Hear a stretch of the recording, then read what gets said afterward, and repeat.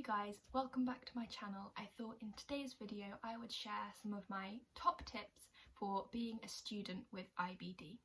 In my last video, which was a story all about my diagnosis, I mentioned that I was diagnosed with ulcerative colitis about a month before I moved to university, and it was definitely a learning curve.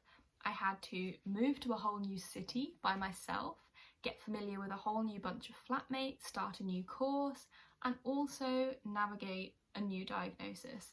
It was definitely very challenging and I found it really hard, but I learned so much along the way, and what better thing to do than to share what I learned.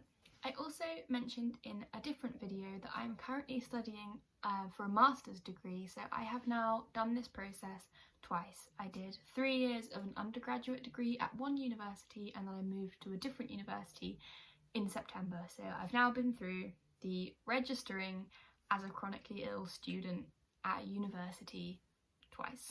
My first tip and number one tip is to register at your local GP the day you get there.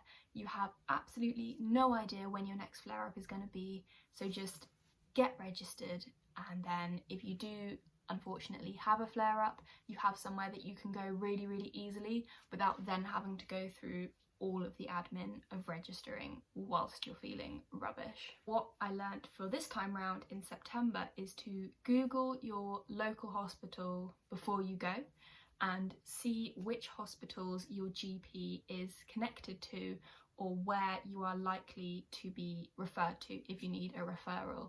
That way you can kind of get an idea, you know how far away it is, you roughly know where you're going.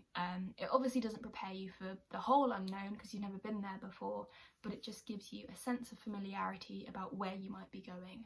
The next thing I would do almost immediately is tell some sort of member of staff and look into what sort of student support plan type thing they have at your university. For me, at the University of York, I was offered a student support plan, which meant I had a meeting with a disability officer. I told them all about my ulcerative colitis, what a flare-up meant for me, what my triggers were, and then they just put that in one document and then sent that round to the lecturers in my department so that they were aware if I were to email them with any medical things. For example, if I had a GP appointment in the middle of a session, if I suddenly had to go into hospital, the lecturers already knew what that meant and were very understanding of it, instead of, like I was saying earlier, kind of going through all that admin and paperwork in the middle of a flare-up.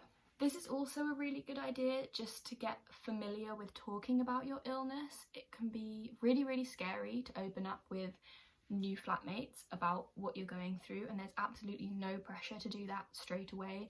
But if you're doing it on a more kind of formal basis, going into a meeting and talking about it, that can almost be a gateway into those more informal conversations, if that makes sense. You kind of practicing the dialogue you're using, practicing your phrases, how you're expressing yourself and describing your ulcerative colitis or Crohn's. I just found that really helpful. Now for me, I moved to university at the very start of my diagnosis, so this tip was a bit so-so in working, but the next tip is making sure you know what medication works for you. If you're being sent to a whole new GP practice and you have a flare-up, they might try and offer you some sort of medication that you've never tried before and isn't part of your regular routine for what you know treats your colitis or Crohn's. For me, that went as far as I knew that I didn't like foam enemas, I liked suppositories. So as soon as I was prescribed foam enemas, it's quite hard to say, I could turn around and say, no thank you, please give me the same dosage in a suppository form, and that was just done, no questions asked. My final tip is know about the Crohn's and Colitis UK helpline.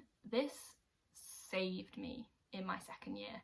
I had a really bad flare-up, I was feeling so unwell, and it kind of led into this whole mental spiral, dark time, and I reached out to the Crohn's and Colitis UK helpline, who are just a lovely, lovely group of people. They're not IBD nurses or professionals, so you can't ask them for specific advice about medication or your diagnosis more specifically, but they're just great to talk to if you're worrying about something. Having the helpline in place is a really, really good way of talking about your problems with an anonymous person at the end of a phone. And again, that could perhaps lead into more informal conversations with people in your life as well, if that's something you struggle with. So there we go. Those were 5 quick tips for battling your IBD as a student. There is so much more you can do. I'll try and pop some resources down in the description. This isn't an exhaustive list at all. It's just a few of the things that really, really helped me when I first moved to university. I hope you enjoyed this video and found it a little bit helpful, and I will see you in the next one.